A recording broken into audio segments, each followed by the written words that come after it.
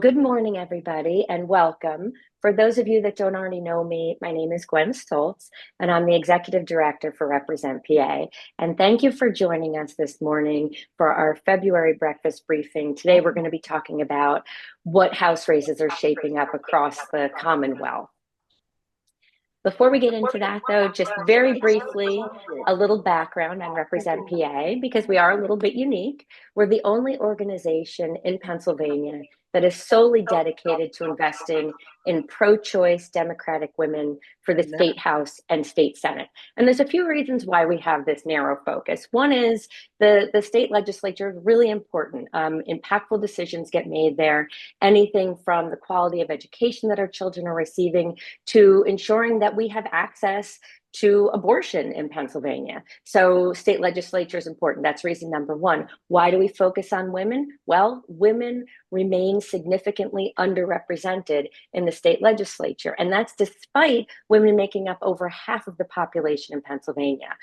There's barely a third of women serving in the state legislature. And the last reason we have this focus is women continue to face challenges when they step up to run for office, in particular financial challenges. There's research that shows that women have more difficulty securing funds for their campaigns than men. So that sort of perpetuates this underrepresentation. And that is exactly what Represent PA is all about. We want to break down those barriers and increase the number of women that are serving in the legislature so that we can have, a seat at the table making these very important decisions.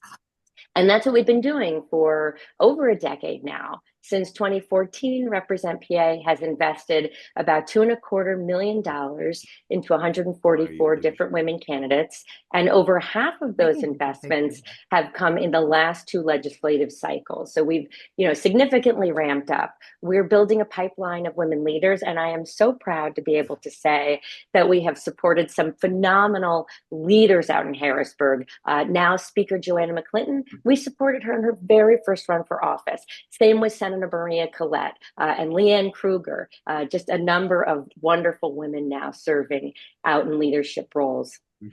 We helped flip the House back in 22, of course, along with many other organizations, but we were definitely part of that.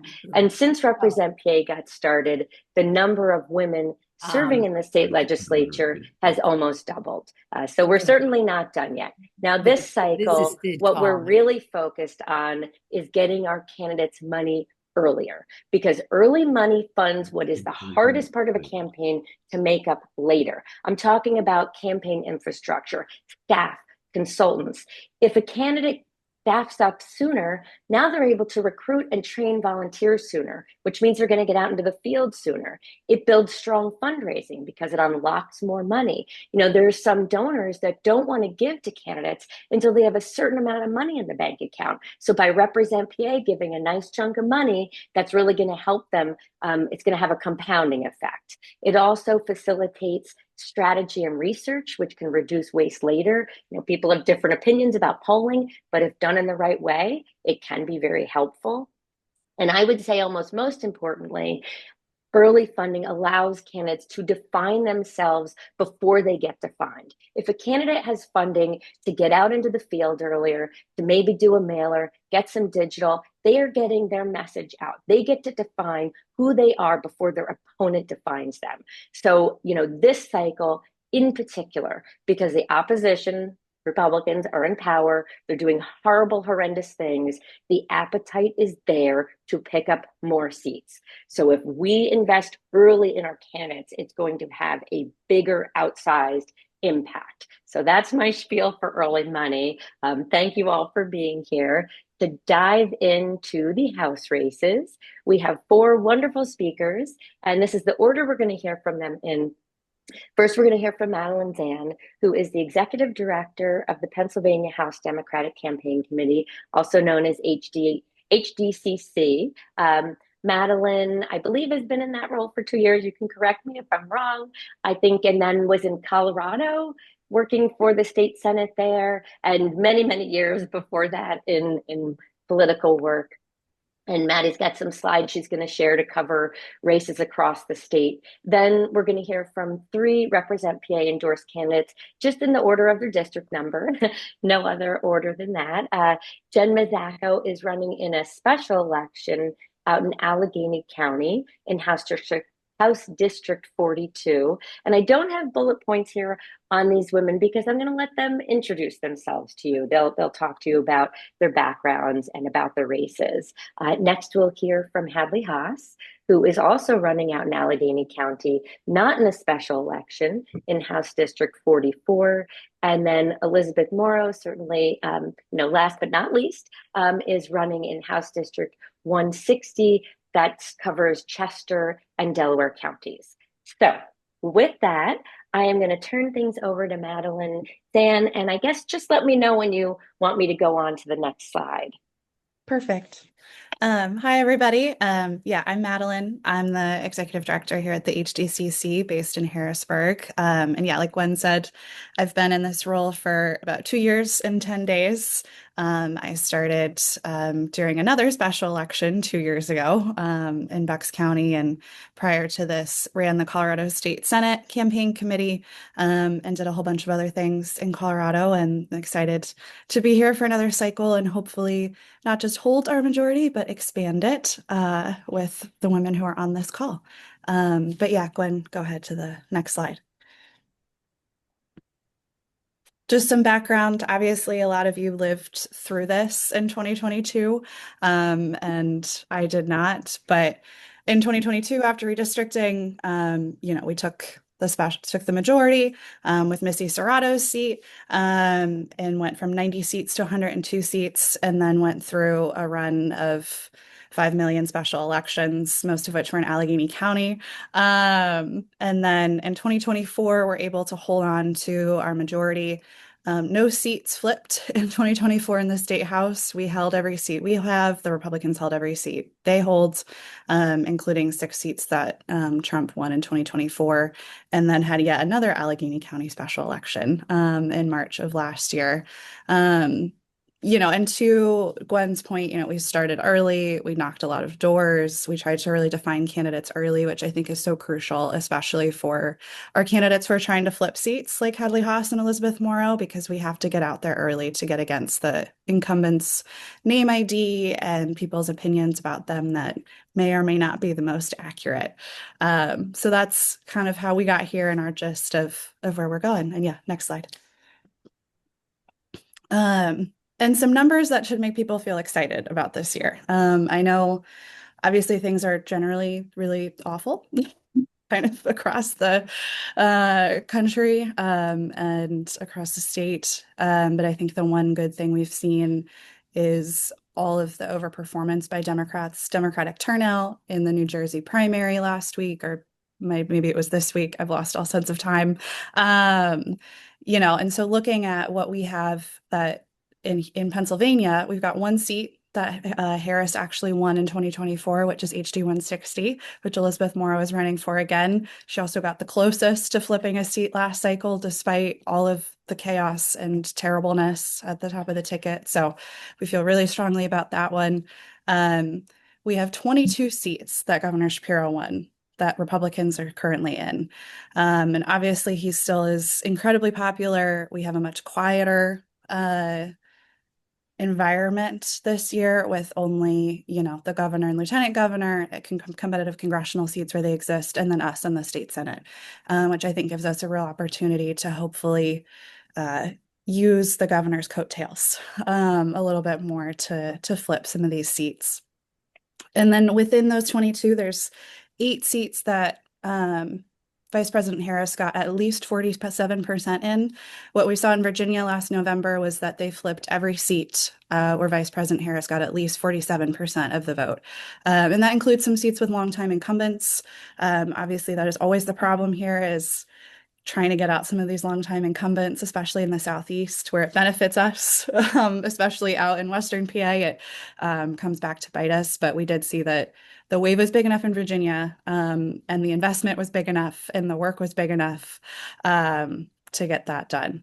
And then across the country, even in 2025. The Democratic Legislative Campaign Committee, which we work with, kind of our national version, legislative version of the DCCC, and their 2026 targets, they saw an expected overperformance of about 4.4%, which when you're looking at seats that we only lost last cycle by 1,500 votes by a few percent, like that's huge. So these are my reasons to feel optimistic.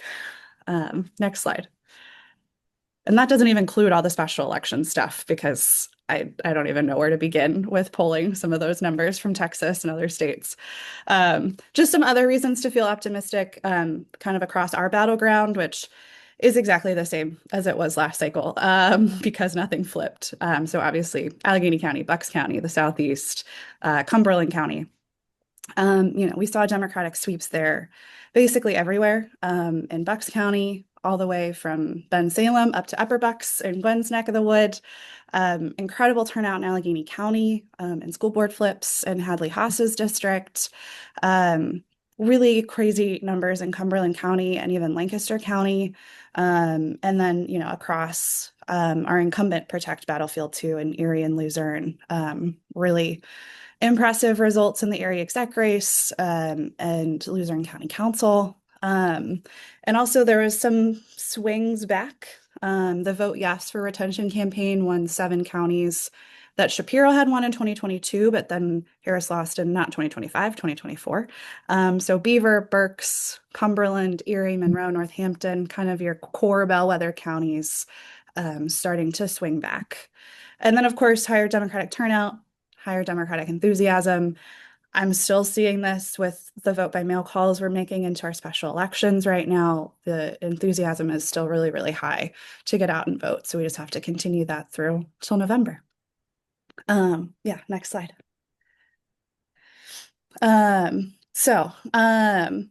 Here's kind of our map. And actually, I see somebody in the chat talking about HD 172. So these are incumbent protects. The most competitive ones are listed at the top here. And then we have another 5 that we call our monitor seats. So our frontline seats are seats where the projected, so DPI is Democratic Performance Index, essentially a projected measure of how an average Democrat is going to do. So not necessarily how Frank Burns himself is going to do, but just how random generic Democrat would do if they dropped into that seat. But our frontline seats are more simply than this. They're just the seats that Donald Trump also won that we hold as well, which we do still have to worry about. I think some of these seats that are a little more suburban or urban are, and to answer Carol's question, if you don't see anything in the candidate tab on this slide, that means the incumbent is just running for re-election.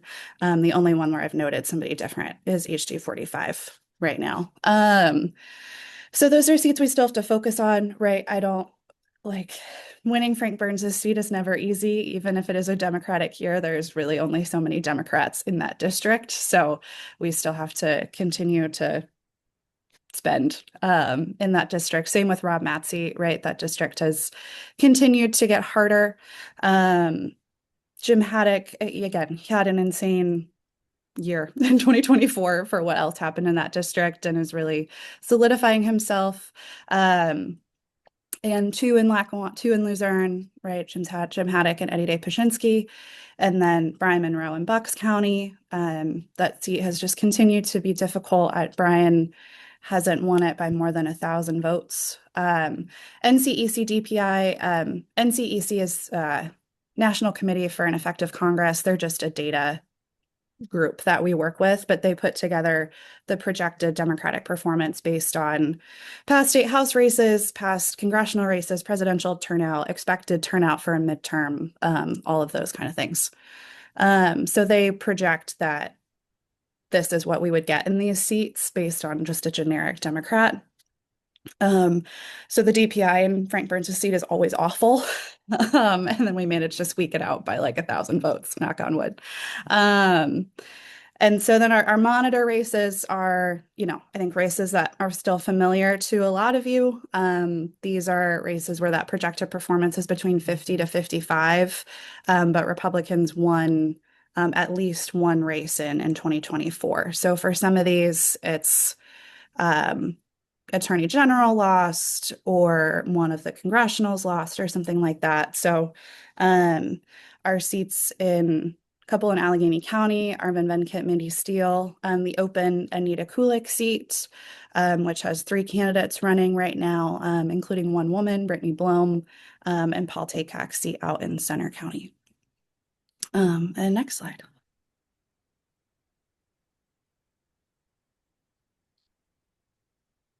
And then these are our what we call tier 1 races. So these are our 6 right now that we have as most likely to flip. But I also want to shout out there's a lot of candidates. We have a lot of seats that Shapiro won.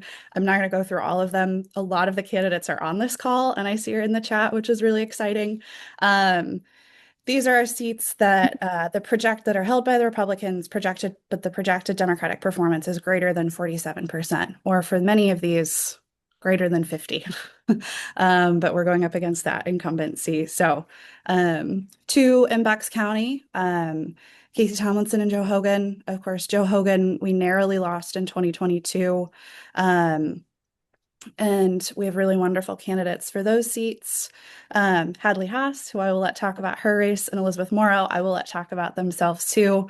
And then Jeff Warren up in Northampton County, which was the second closest seat actually in 2024, which is really exciting. And then I think even more interestingly, in Cumberland County, Cheryl Delosier, who's typically been a really hard incumbent to get, is not running for reelection this year. So that is I think, a really incredible opportunity there as well. Right now, there's 2 announced candidates, obviously Sarah Agerton, who we all know, and Adam Trone, who has thrown his hat in the ring, at least for now, and then we'll all see what happens when we get through petitions. But I also, there's a lot of overlap here with competitive congressional races as well. Obviously, Brian Fitzpatrick in Bucks County, the former Susan Wild seat in the Lehigh Valley, and then the seat that Janelle Stelzen is running for here in Central PA. But I think the thing to notice, right, like Shapiro won all of these seats by crazy numbers. And of course, Shapiro is the high water mark. Brandon Newman is also probably a high water mark, but shows just that there is some real desire to vote for Democrats in these seats. And if we get the right amount of turnout and we knock all the doors and spend all the money and do all the things, we really, I think, could be in a place where we come back with significantly more seats than we have right now. And I frankly think we'd all be happy if we just had a 2-seat majority over a 1-seat majority, but it'd be even better if we had a 5-seat majority, 6-seat majority, 10-seat majority, and are just defending all these seats in a couple of years. Yeah, next slide. So yeah, these are just kind of my takeaways here, right? There's a lot of Democratic momentum right now that we just have to hold on to and make sure that we are being responsive to constituents and to voters, and continuing to show up, whether that's on doors or town halls or other events, and that we're talking about the things that matter to people too, right? The cost of living is still incredibly high for people. And that was something that, is easier for our incumbents to talk about. Elizabeth Moro and I were talking about this before we started of, the incumbents, it's easy to talk about, well, we passed this tax credit, we did this thing. So also making sure that we as the HDCC are making it easy for our candidates who are running in flip seats to talk about those issues too, and either beat up the Republicans for not supporting those things or talking about how they would do a better job of expanding what we can do to bring down the cost of living at the State House. And again, just so many of these seats have been moving the right way for so long. And it feels like this is finally the moment between all of the energy and the governor at the top of the ticket and congressional races and a lot of other things. But yeah, I believe that's, oh no, I have one more slide. I just remembered that I tacked in. Yeah, special elections, because it's not the HDCC if there's not 16,000 special elections going on. Obviously, Jen is going to talk about her special that's in 2 weeks from today. We have another one on the same day up in Allentown, Anna Tiburcio, who would actually be the first Latina elected to the district, which would be wonderful. And then we have another round on St. Patrick's Day in March. Um, and those two are two Republican seats. Obviously, crazier things have happened. As we've seen in Texas and Iowa and all of these other specials. And then we'll have another special in York County on primary day. The candidate selection process hasn't happened there yet, but it's never dull here at the HDCC. I'll turn it back over to Gwen. Thank you so much for that. I'm sure people have questions, and we will get to them after we hear from our candidates. So with that, I'm going to stop sharing my screen, and we will hear from Jen. Hi, thank you so much for having me. I'm really excited. My name is Jen Mazzocco. I am running in House District 42, which is in Allegheny County, just south of the city of Pittsburgh. We have Mount Lebanon, Dormont, Castle Shannon, Baldwin Township, and a little bit of Upper St. Clair. And I live in Dormont. And so I'm really excited, as Gwen mentioned and Maddie mentioned, the elections in 2 weeks from today. And so, I'm fortunate in this group that I have a pretty blue seat. So it's not, hopefully, unless something really wild and crazy happened, it shouldn't be a problem for me to win. But I am definitely working pretty hard. So I'm a teacher in my day job, and I'm obviously not there today. I took a half personal day, so please don't tell my boss. So I'm a teacher in my day job. I have been a teacher for 15 years at Alderdice High School, which is in the city of Pittsburgh. I'm really active in my union, the Pittsburgh Federation of Teachers. I've been a part of the Political Action Committee, and I've been the chair of that committee for 7 years. So done a lot of work to advocate for public education, but also for labor rights, and also just generally for working families. Something that PFT has tried to prioritize is not just fighting for our direct issues, but making sure that we're endorsing and working with candidates that are looking out for people. And that has really shaped, how I've been as a politician and an elected official. So I've been on council in Dormont Borough for 8 years, and I just started my 3rd term. And I've been really excited to work on a lot of things that I think I can transfer to my work as a legislator. Some of the priorities that the speaker and the governor have identified as priorities for the House and priorities for the governor's budget, including housing and transit. Those are things that are really important to me and that we've done some work on here in HD 42. Transit's very important to our district. We have several bus lines. We have light rail. All 3 lines come through our district, and it's something that's really important to people here, and it's something I want to advocate for.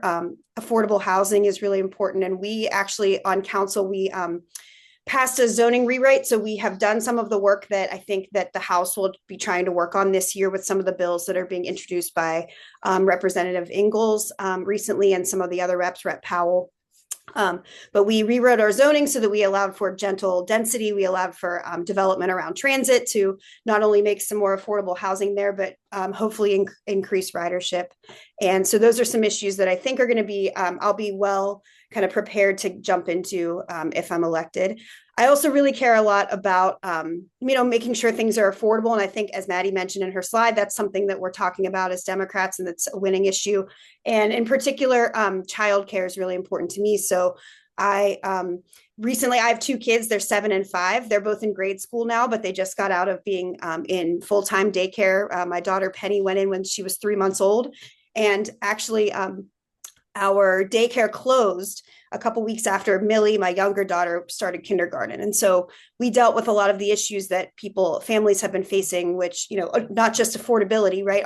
We were lucky. It was not too expensive, but it was still a huge bill every month to have 2 kids in full-time daycare. And, but we struggled to find spots for our kids, and we were lucky that we found the one that we did. And, with that daycare closing and that kind of happening around the state, it's something that impacts families quite a bit, and something I'd love to work on. How do we keep childcare workers well paid and make sure that they are able to stay in their jobs? We keep daycare centers open, things like that.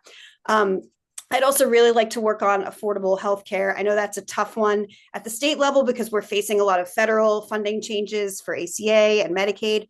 But I think with some advocacy and with some people who care about it, we can hopefully maybe make some headway. I know that's a kind of a pipe dream with the Republican Senate, but definitely thinking about, how can we make programs that are taking care of people, making sure that they are able to put food on their table, pay their bills, things like that. So as has kind of already been mentioned, I think people are excited right now. And what I'm seeing, so even though this district is blue, and I think it will stay that way, I have been working really hard to make sure to get the word out about my campaign and talk to voters and make sure that they know to vote. I've knocked 1,111 doors so far personally, and then we obviously have volunteers who are knocking.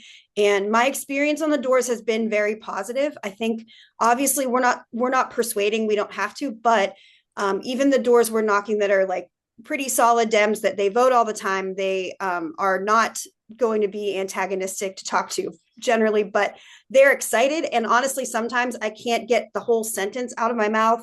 Like I'll start with like, hey, I'm Jen, I'm the Democrat on the ballot. And they're like, you're good, I'm excited, any Dem will do. And so, which is, sometimes a little like, hey, I'd love to talk to you about myself. I will hopefully be your rep and I want you to know who I am. But there hasn't really been any equivocation from people. They're not looking for an excuse to not vote for a Democrat. I think they're very much excited. Honestly, the thing that people mention the most is not some of these policies. They are disgusted with what is going on around us with regards to ICE and with regards to, the just state of the world. So I think that they're fed up. I think they are ready to vote for something different. And I think obviously, as Maddie shared, we saw that last November, and I'm really encouraged and I'm really hoping that, again, even though this district should be blue, I'm hoping we have a really good overperformance so that we can send a message, send some good vibes and send a message into Hadley's district and into, there's a gentleman running in 40 next door to me, and hopefully we have some good results there because Hadley's a wonderful candidate. John's a great candidate. And this is the year, I think, because I think people are ready. They're ready for a change. And so that's definitely been something I'm experiencing as far as the vibes and the message on the doors. And so, I'm just really excited I'm excited to be done with this process, though. It's been a little bit crazy. And I'm fortunate to be here. And I really appreciate the support of Represent. And I'm excited to fight for, not only the things I mentioned, but protecting our reproductive rights and expanding LGBTQ plus protections in the state law and, all the things that we fight for as progressive people. And I'm also excited to be, I think, the first woman to hold this seat. I'm not sure. It's changed. It's like shifted around, but at least for recent history, it's been a man. And so we'll add one more woman to the Allegheny County delegation and to the state totals. And so excited for that. And looking forward to hopefully having a few more join us too. So thank you so much for having me. And,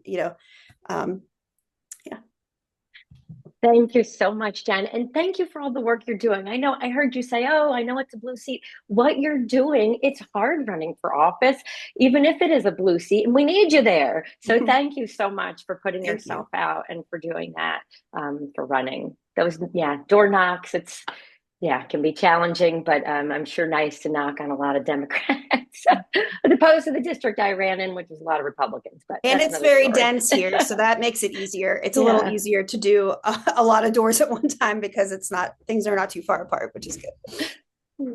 Well, thank you so much. All right, on to Hadley. Thank you, Gwen. I am so happy to be here with you guys. These breakfast briefings are truly one of my favorite ways to start my day. I see so many familiar faces and names out there. So thank you everybody for taking your time and being here with us. Thank you, Gwen, for all the important work you're doing. It really meant a lot to have that early endorsement this year. As you said, that early money and boost is really meaningful. And 2025 was a little challenging because people are in different financial position than they were 2 years ago. So that extra contribution was a really important boost for me. Love seeing Elizabeth here. We were out in the trenches last cycle. And really grateful to Jen for her generosity and all the work she's doing. Dan Miller in that seat was a great friend of mine, and I'm looking forward to having Jen over there now in his place. I am Hadley Haas. I'm a mom. I'm a community advocate. I have a background in marketing and communications.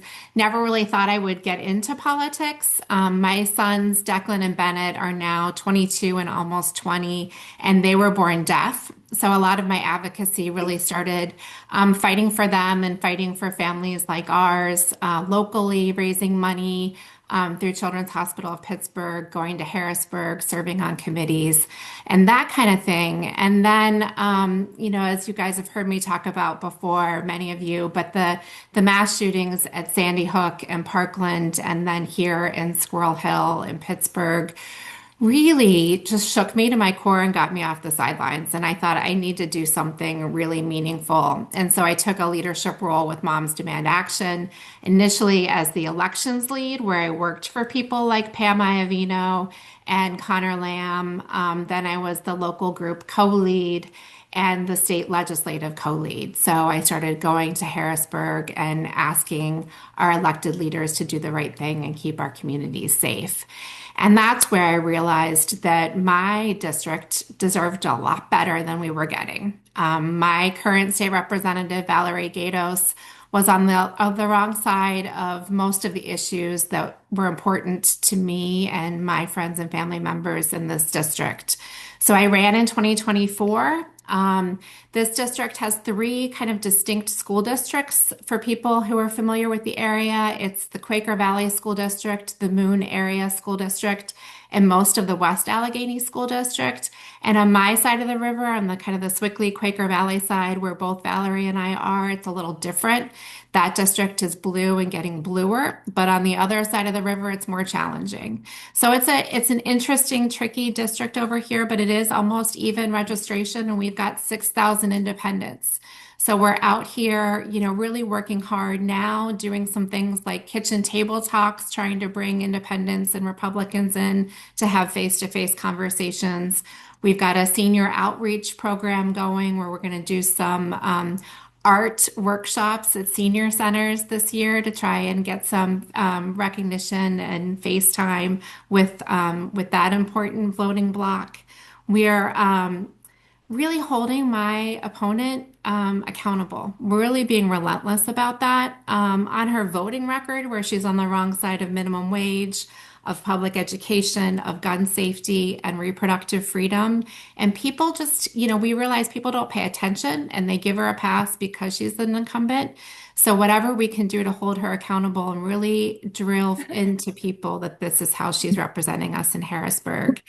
And then some of you guys may have seen more recently when the Trump administration ordered that those slavery markers be taken down in Old City, Philadelphia. My opponent was the one who decided to chime in on social media and say, good riddance, let's focus on the positive.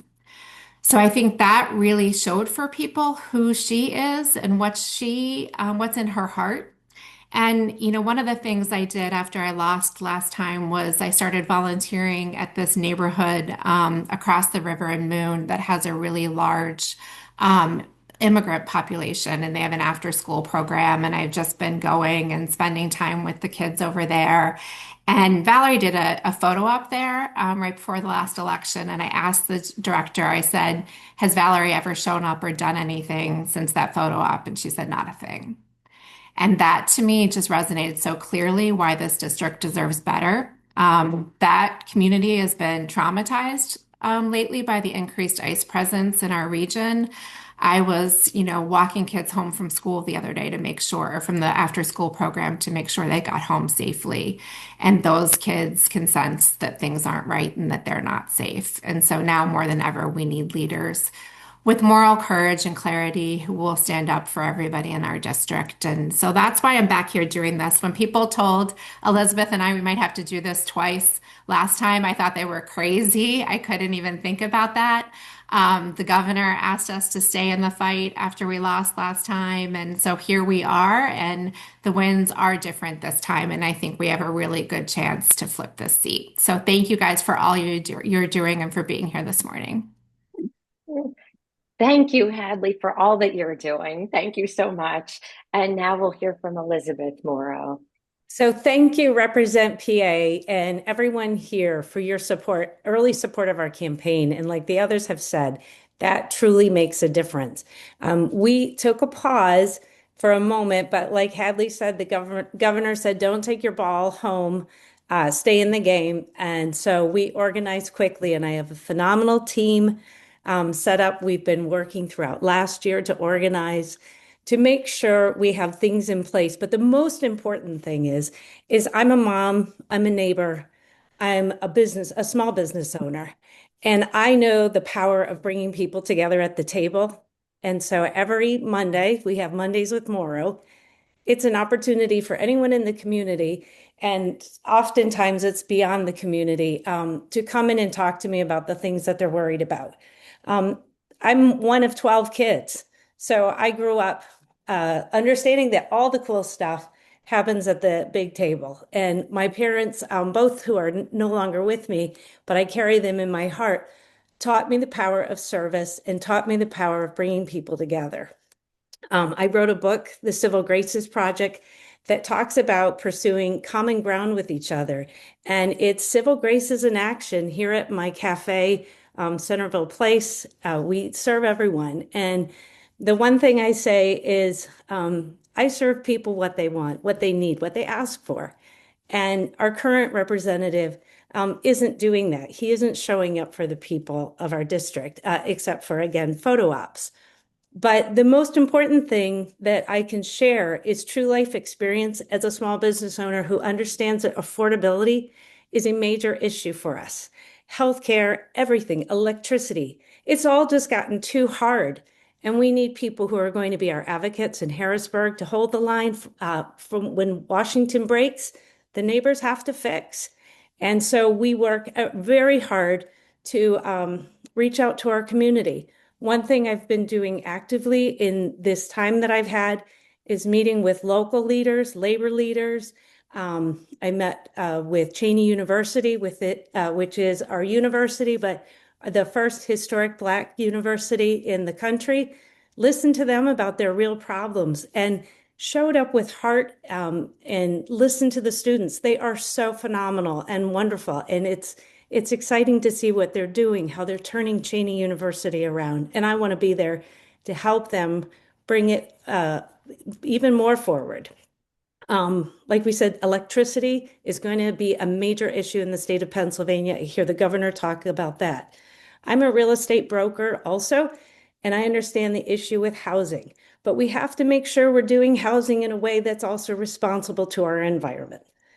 My background's public policy, political science, and women's studies, and I know how important our civil and reproductive rights are going to be, especially as Washington tries to whittle things down.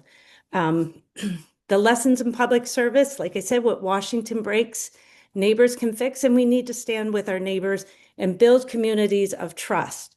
When we listen with one another and we get away from the screens, we find out we have a lot more in common. And so my focus is really meeting people in the libraries, in the fire halls, in the local coffee clutches, the different organizations, taking walks with people, listening to where they are, and making sure I continue as I did last time. We knocked on so many doors.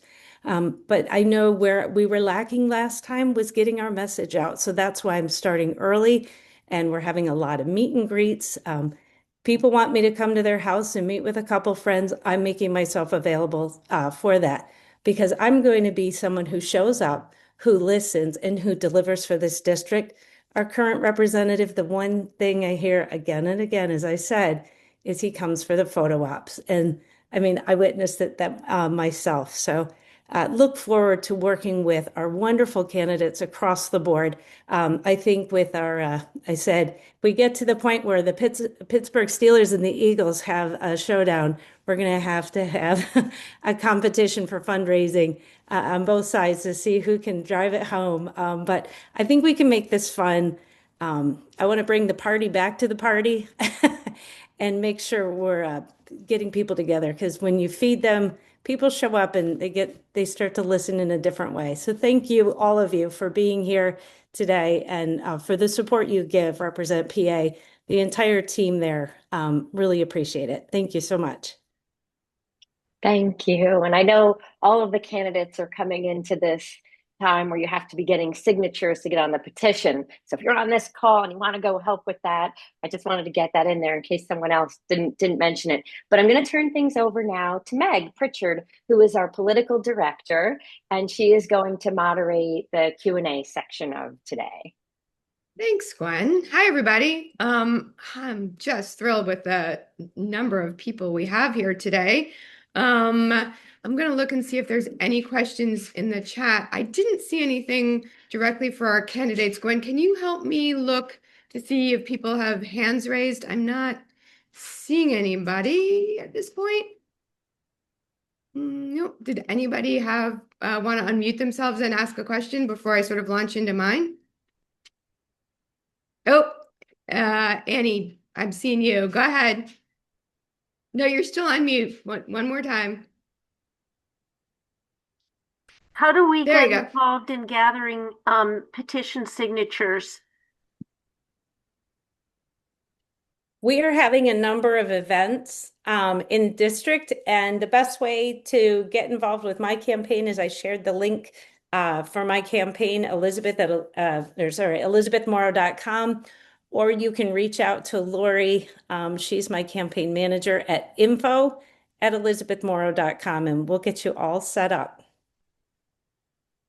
Yeah, Great, similarly thanks. for our side of the state, for my campaign manager put her email address in the chat, Katie@Hadley for PA, and we've got events around the district as well, and that kicks off on Tuesday. So we're rearing to go to start knocking doors and getting those signatures.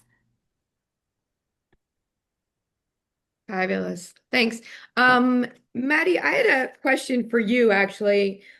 Although any of the candidates that have run before, I'm hearing a little bit that fundraising is a little bit more difficult this year. Is that because the governor's at the top of the ticket? Is that because of the economy? Tell us a little bit more about that. Yeah, I think it's a lot of things. I think it was obviously slower coming out of the end of 2024 because we were all depressed and everybody had spent a lot of money, a lot of which felt like it probably went nowhere. Like, and that's where we're lucky as a committee that we have a lot of institutional support so we could keep our staff like going through the first couple quarters of the year. So I think that enthusiasm is part of it. Also, if you're somebody who traditionally can budget $100 a month to give to candidates, but your electricity bill is going up $100, $200 a month, that's going to eat into that. So I think it's a part of that, right? Like people also wanted, I think understandably, a lot of donors wanted, like, what's the plan before I give you more money? Like, how are we going to actually get out of this? And I think that was a big piece of it too. And and also everything is more expensive. So people have less money. The governor definitely is running around taking, God bless him, quite a lot of money. The ecosystem too, though, he's usually pretty helpful to us. So that should all come around, hopefully. Good. Elizabeth Hadley? I feel like people have been very generous because they know we're doing this again. We were so close last time that, I mean, this is my third time running, so hopefully third time's a charm. And I've developed so many relationships with people. I really love the people of this district, and it's just about continuing the relationships with them. And so I think it feels easier, whether or not it's flowing in the way we hope. We'll keep working on that. Mm-hmm. Yeah, Hadley? for me personally, I mean, within my, you always start your early fundraising is your personal network. And I have friends and family members in healthcare and federal jobs. So several of my biggest, most supportive, close friends and family members, their jobs were in jeopardy. So, or they are having healthcare issues and struggling with their own costs of healthcare. So there were just things that have come out of some of the policies of the federal government that have impacted my circle and their ability to contribute to politics right now. And I think that, it's It hasn't been, people have been very supportive and given what they can, and we've had a number of events, and we have a full slate of events coming up. But there's just real recognition that the environment was different 2 years ago, and people felt more comfortable financially 2 years ago than they do now. Hmm. And on the flip side of things, are you finding that these races are more expensive? Are you expecting to spend more money? And if so, is there a driver behind that other than the fact that things are more expensive? One thing, Yeah. go Oh, ahead. go ahead, Alyssa. No, go ahead. I was I just mean, I going was to say gonna. one thing we're trying to do is raise more money so we have more control over the message. Last time I didn't get to control the message as much, and I really want to get my bio out there, really get the connection with the community. So we're doing all sorts of different things. Everything is on the table, and we're willing to do the work. Yeah. Yeah, like to everyone's point about early money, right? Like when the late money is like national org money coming in, right? That's a little less. It's coming in for something specific usually, right? Like we want you to keep doing this thing that we've tested or that we think works, and so it's like rather than having that time early. Um, my hope is that it's a little less expensive because we're not competing with a presidential campaign, a US Senate campaign as well for TV time. Hmm. Right. And hopefully that brings down kind of the cost of some of those things. You know, as far as the overall HDCC budget, I'm hopeful that we are able to, so we spent about 25 million in 2024. I think it's probably going to be about the same, but I'm hopeful that more of that money is spent on flipping races than it is protecting races Hmm. this cycle in hopes that some of our incumbents are just either able to bring in more money on their own or just in a better position because of the year that we're having. But And sorry, I cut off Hadley. that's okay. I would echo the same kinds of things. I mean, thinking that we're going to raise about the same as we did last cycle, which was around $1 million. But the earlier I can raise that money, the more I can knock doors at that critical time, those last few months. I was really frustrated. One of my biggest frustrations was having to be on phones during call time when I really just wanted to be knocking doors and talking to voters. So all the money we can bring in sooner frees up that time later to really do the important work of talking to voters. Hmm. We've had a couple of people ask a rather pointed question about our governor. He is out there talking about wanting to have the trifecta, talking about wanting to support state legislative candidates, but the question is, has he been giving any money? And I think that's go ahead, Fair answer. question. No, Yeah. in 2024, he gave the HDCC 1.5 million directly. He filmed some TV ads with Elizabeth and Hadley and a few of our other candidates. Also, fingers crossed we get that done a little earlier in the cycle Mhm. this year too. Speaking of doing things earlier, he hasn't given us any money directly yet. He has supported us on the C4 side to do Mhm. some incumbent protection, getting out Democratic message, which is really great. I mean, like, look, also he has to, like, I think we all feel good about the governor, but he should probably, you know, make sure things are actually going well for him with polling and other things before he starts unloading all of his money to us, as much as I would love to have as much of it as he'll give.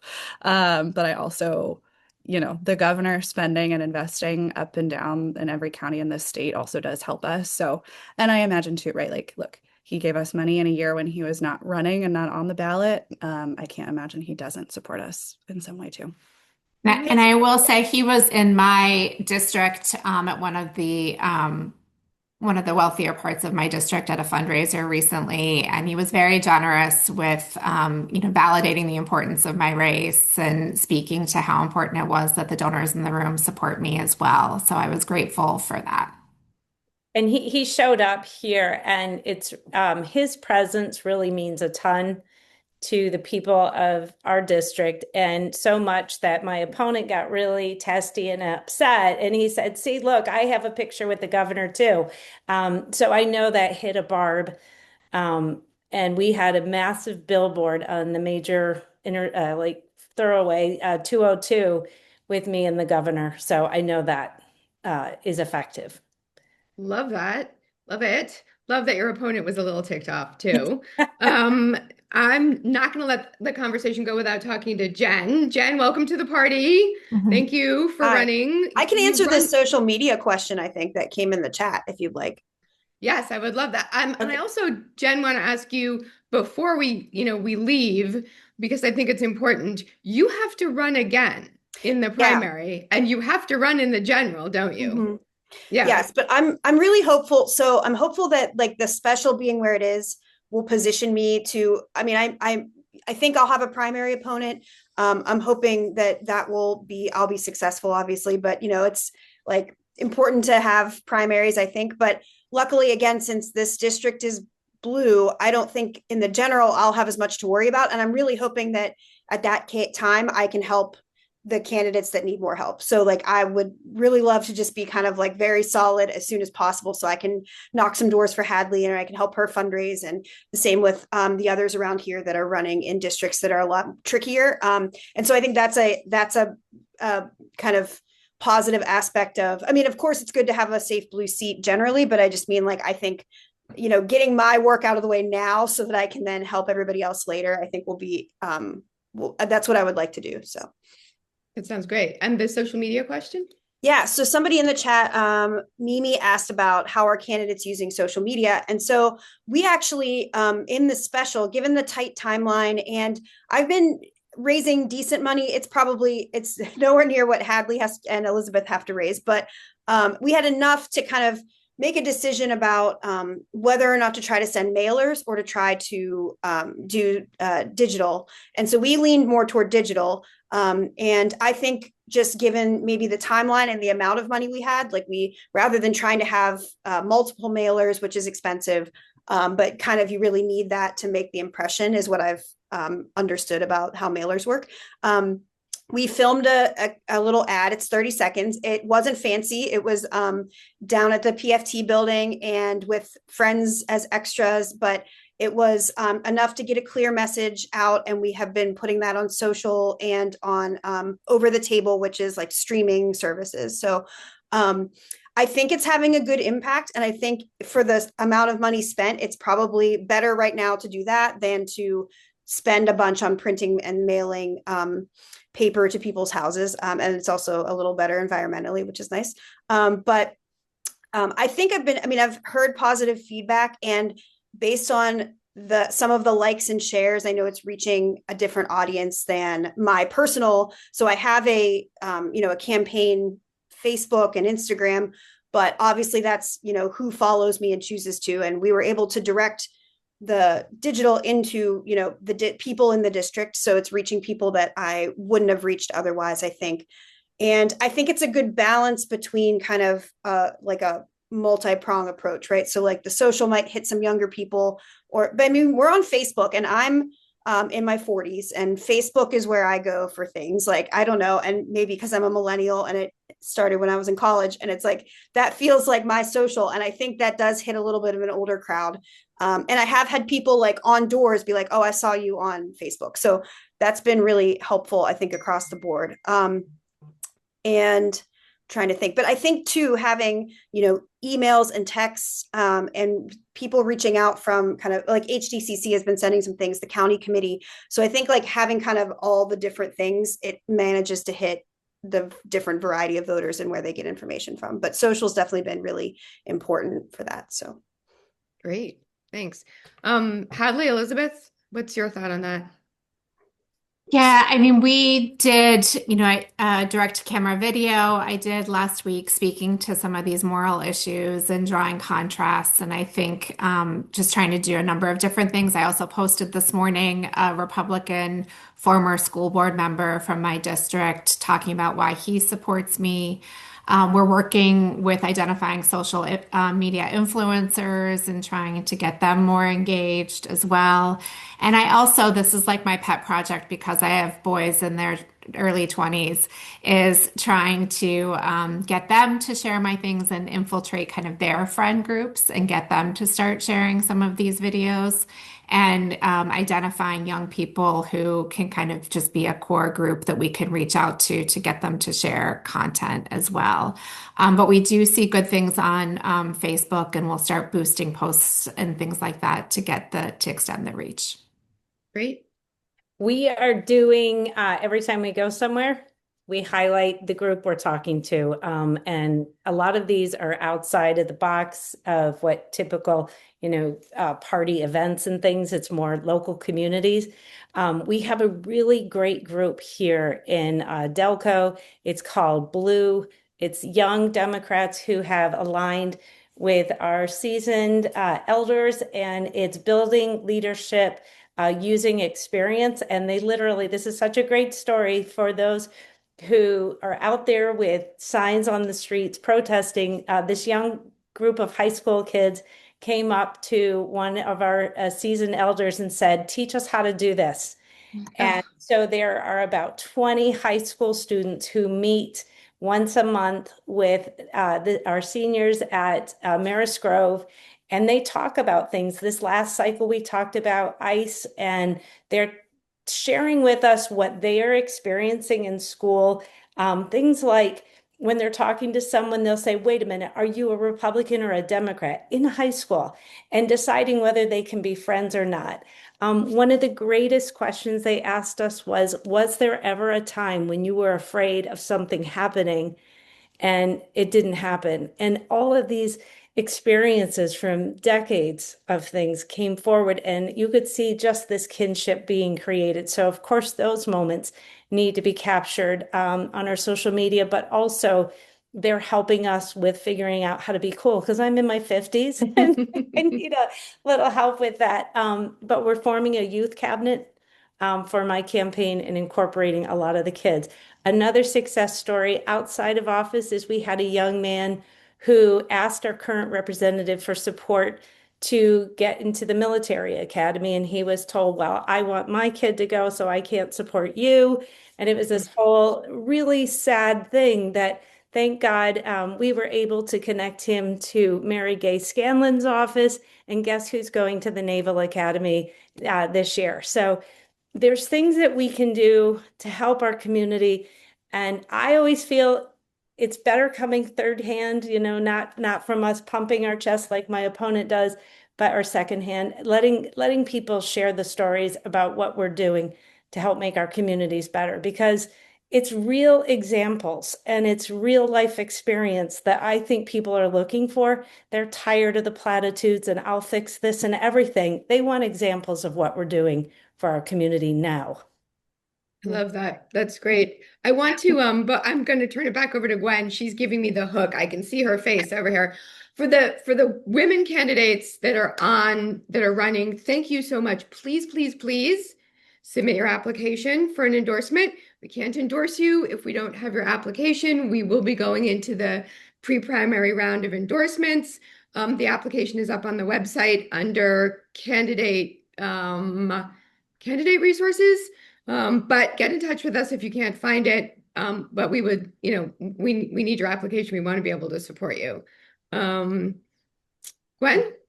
Yes, thank you. And I'm sorry if we didn't get to your question. I know there was someone that had their hand raised, but we're at 9:29. Yeah, I know. I'm sorry too. I'm just very quickly going to share my screen again. I want to tell you about a few things coming up. Next month's breakfast briefing, very timely. We're going to be talking about ICE activity, rights in the fight for civil liberties. State Senator Maria Collette is going to be with us. This is March 18th, also on Zoom in the morning at 8:30. She will be talking about legislation she's planning to introduce, plus a resolution she has already introduced to help protect us.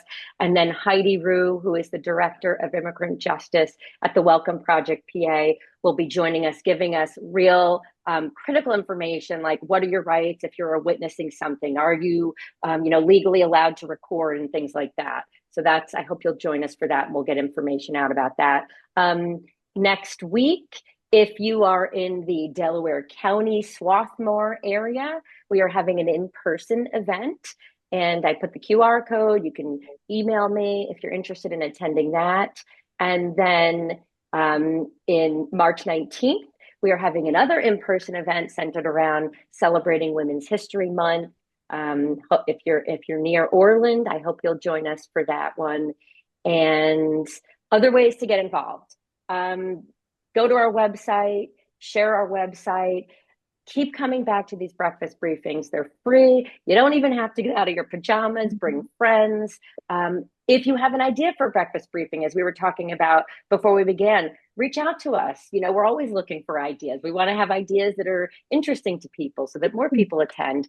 If you're interested in hosting an event, please reach out to us and we'll try and get that to happen. Obviously, attending an event is helpful. If you would like to join our endorsement committee, which is something that's unique to Represent PA, we have an endorsement committee, which is a group of donors that help guide us in our decisions. You know, how are we going to allot the money that we've raised across the Commonwealth? You can join our mailing list, follow us on social media. And I would like to report that we are onboarding a wonderful volunteer towards the end of the week that's going to be helping us with our social media. So we've been a little quiet on socials, but we're going to have more going on there. And I think that's all I had to share. Donate, please. I talked about the importance of early money. And thank you all so much for joining us this morning. Yes, that's the slide I'm ending on. Thanks for joining us and have a great rest of your day.